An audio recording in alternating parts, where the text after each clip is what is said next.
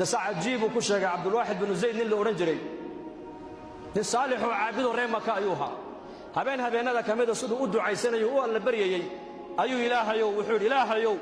قبلها مؤمنات كا إذ أنا جمارك ثاني أدوية الآخرة جنة يقول تلقى شيء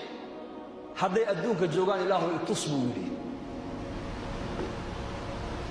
هو سيحدي مركو دعاء يستيبس كسيحدي منام بالغويري قبل ميمونة السوداء الليلة عراق كنول مقالة كوفة كنول ميغا كوفة كنول أيا كمدا قبلها مؤمنات كجنة اللي قورين دولو مكو كبقاقي عراق بوتغي مقالة كوفو يمدي dadkiiba waraystay markaas loo sheego leeyri wartaasi waato macduurada oo dadka ma soo dhex gasho magaalada dibaddeeda xoolo ku dhaqata waa iyada waxa rabay ii tilmaama halka mar uu tag baa lagu yiri wuxuu yimid iyadoo ari badan dhex joogta arigeegii iyo waraabuhuna isla daaqayaan isla cunayaan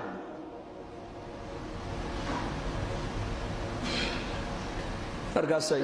jubbad suufa ay markaa huwanta salaad bay tukataa 800 maanu malan kitaabka inaan ka arko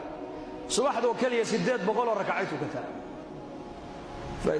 way ka baxdaa way tukataa way xirataa way tukataa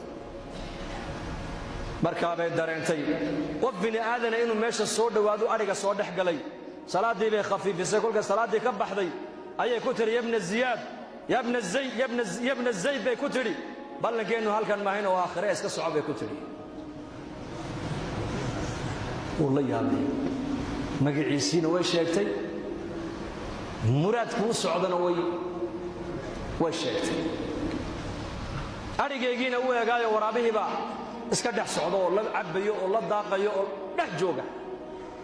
wuxuu ina zaydina nahay oo arinka u socda ayaa ku sheegay waxay tiri xadiiskii nabiga maadin lowday inna al-arwah junudun mujannada fama ta'arafa minha i'talafa وما تناكر منها اختلف حديث النبي محمد يري أرواح بني آدمك